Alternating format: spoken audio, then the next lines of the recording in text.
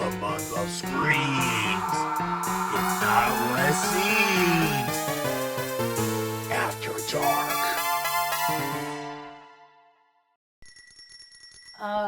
Hello? Is anyone in here? Hello, welcome to my Emporium. How may I help you? Hi, I'm just checking out your store, see if I can find something to celebrate for this year's Halloween. Sure, feel free to look around, but be careful. Some of these artifacts are a little dangerous.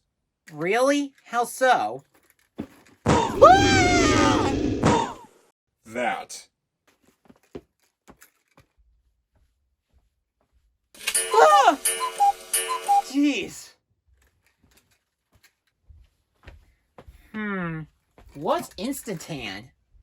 It's a lotion that gives you a great tan, but there's a rumor that you might get super hairy. Ah! No, thank you. Huh? That sound. I know it. Could it be?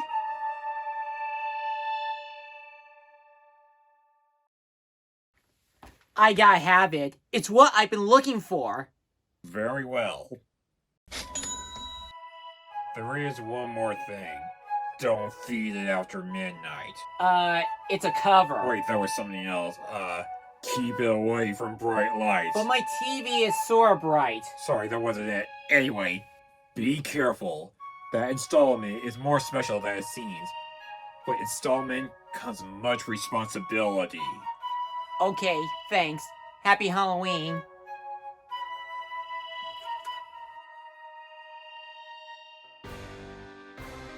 I am a huge fan of the Gremlins movies. I enjoy the humor, the characters such as Gizmo and the monsters, and the visuals help make the movie a fun horror comedy. Just to recap the franchise's premise, it's about a boy who gets a pet Mogwai named Gizmo. He may seem cute, but there are some rules when raising a Mogwai. Keep him away from bright lights, don't get him wet, and most importantly, never feed him after midnight.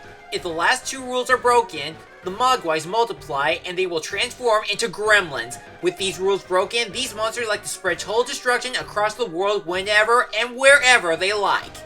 Ever since the popularity of the first two films, Gremlins have become one of Warner Brothers' most popular retro franchises, where its legacy inspired unrelated films to make their own movies about small monsters such as hobgoblins. Gizmo and the Gremlins would appear in a few commercials and become playable characters in video games like LEGO Dimension and Multiverses. There have been talks about a potential third movie, much like Ghostbusters, but as of right now, there has yet to be an announcement if that will really happen. So instead, we're going to take a look at a recent anime installment on Max. However, this would be the first time in the main series that Gizmo's voice actor, Howie Mandel, would not reprise his role to his popular character, but two films director Joe Dante will work on the anime series as a consulting producer. Welcome to another episode of the Wonder Reviews. Get ready to turn off the lights because it's time to celebrate this year's Cyber-Wonderland After Dark with Gremlins, Secrets of the Mogwai. The series takes place in the city of Shanghai, where a little Mogwai named Gizmo, now voiced by AJ Locasio, lost his way back home, the Valley of Jade. He gets rescued by a boy named Sam Wing, who later in the movies became the owner of an antique store in New York's Chinatown, and his grandfather tells his son that he has to bring Gizmo back home or else he'll fall into the wrong hands. As a matter of fact, there's an evil sorcerer that wants to eat Gizmo in his Mogwai form in order to gain immortality. And after a few broken Mogwai rules later, the evil villain would have to rely on an army of gremlins to apprehend them. When it comes to the premise itself, it's really not all that original. This seems like an E.T. style storyline where the main character has to figure out a way to bring the supernatural being back home while avoiding some enemies. We have seen the structure many times in other movies and shows, and since this is a prequel on how Sam became the owner of Gizmo before Billy in the Gremlins movie, you can easily guess where the story goes from here. Also, they did end up retconning the event from the original on how Gizmo got his name, where he had it all along before he met his new family.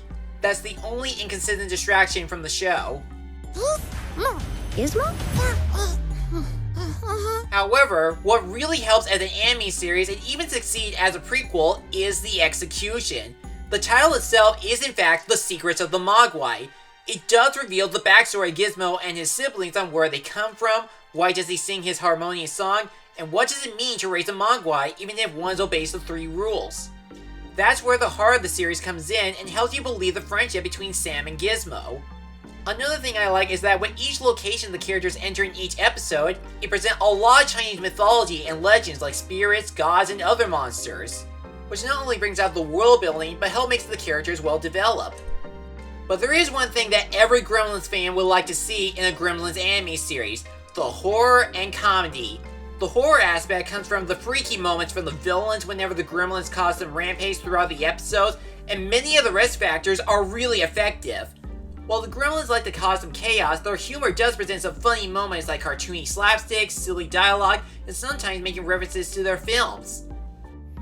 I guess the old man was onto something on this being so special. For a minute, I thought there would be some sort of crazy magic that would cause some sort of hijinks like the movies. Stuff like cloning and evil invasion, or even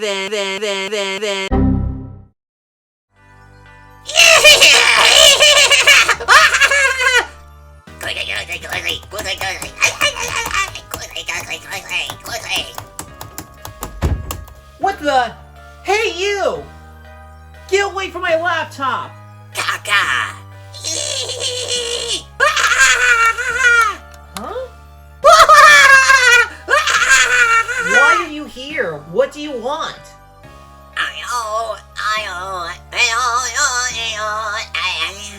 I'm sorry, I can't review Snow White and the Seven Dwarfs right now. I'm busy celebrating Halloween.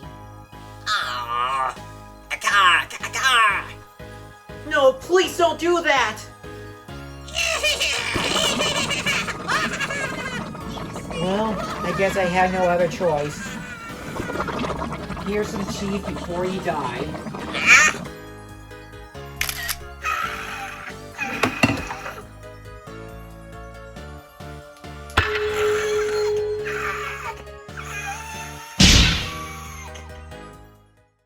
Whew, that was close. Sorry folks, won't happen again. And now, back to the review!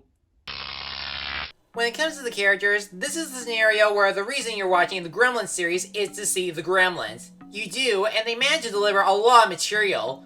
But when the show stars some humans, it can be mixed. First, there's Sam Wing, the boy who befriends Gizmo to help him find his way home while overcoming his fears. Unfortunately, that's all he is, a kid that's trying to learn how to be brave. The cartoon doesn't explore much about him on how he became wise and learned to raise Gizmo in the future. Elle is surprisingly an interesting character and carries most of the journey. She's a thief that used to work for Riley Green, but betrays him to help Sam and Gizmo. While she still steals some things to satisfy herself, she has a tragic backstory on how she ended up in this mess to begin with, and used her street rat instincts to help her new friends. And then you have Gizmo himself. He may be in the show just to be the cute one, but he is a three-dimensional character when learning about his origins and true purpose towards humanity. As for the relationship between his new friends, Sam and Elle, they do make a good team and show a strong friendship the more they learn about each other and stick together.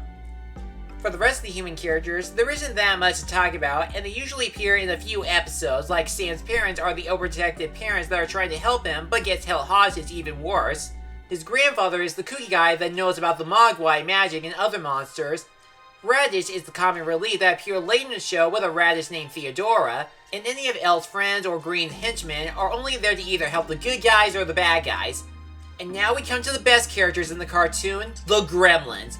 All they do is cause all kinds of chaos and want to spread their chaos across the world, led by their leader Claw.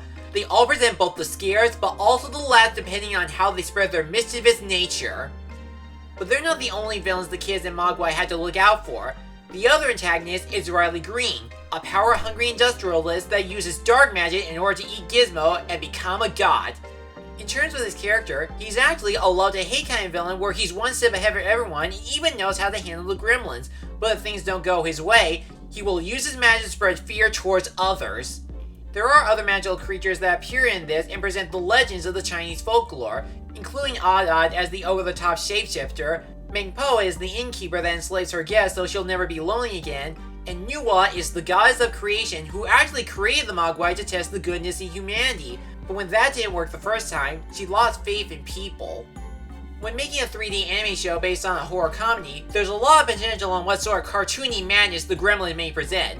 And it turns out the animation is pretty good for what it is. Although the Mogwais other than Gizmo just look the same, the designs of the Gremlins have a huge variety of them to tell them apart whenever they sabotage themselves. As for the human characters, they are also good where some are simplistic while others have a more Studio Ghibli look to them in order to match their personalities.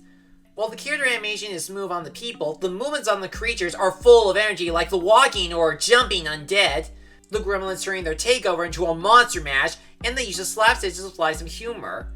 With the backgrounds, they fully display the locations the character explore and present the grand scale, wonder, and even horror of the places. Like the pleasant city of Shanghai, the otherworldly spirit realm, and the beauty of the Mogwai village. It's all thanks to the visuals to make the scenes look intense and engaging. Whether it be the neon light colors of the spirits, the blue sparks whenever Gizmo sings, or whenever someone uses the knife of creation to change someone or something into something else. However, there will be times in the series where it can get a little freaky, but it's the good kind of freaky for an animated horror comedy, from the Gremlins slaying their victims or when Riley Green swallowed people's souls. There is one more art style that was used during the series, and that is the painting scene in episode 6. Not only does it look amazing, but it brings out a lot of backstory towards Nuwa and Gizmo, which ties everything to the 3 rules of raising a Mogwai. Which, the more that I think about it, does explain why Gizmo is the only good Mogwai in both of his films. There were a lot of things to describe Gremlins 1 and 2. The first one was dark and fun, the second one was completely loony. But as for the Gremlins cartoon, it was actually enjoyable. Gremlins Secrets of the Mogwai is a good prequel to the classic 2 movies. While the story has some predictable moments, the writing helps make it a fun dark anime series with unique legends, a good heart between the heroes, interesting characters, and some nice animation. If you're a fan of the Gremlins franchise, you will have a blast with this. Trust me, you won't be disappointed. Is it the best Gremlin project out of the franchise? No, but it still knows to embrace the mad wackiness from these slimy creatures. And with that, I have a feeling they'll be ready to take care of Gizmo in Season 2. I'm going to give The Secrets of the Mogwai a B. There may have been a few broken rules, but there's an easy fix for them. If there's anything I learned from the show is if they learn how to use a franchise responsibly, perhaps someday it will be ready to return to the big screen. Until then, Gizmo will be waiting. But remember, turn on the lights, check the cupboards and doors, look under the bed, because you never can tell. There just might be a gremlin in your house. I'm Matt Harry Patrick, and Cyber-Wonderland After Dark has just begun!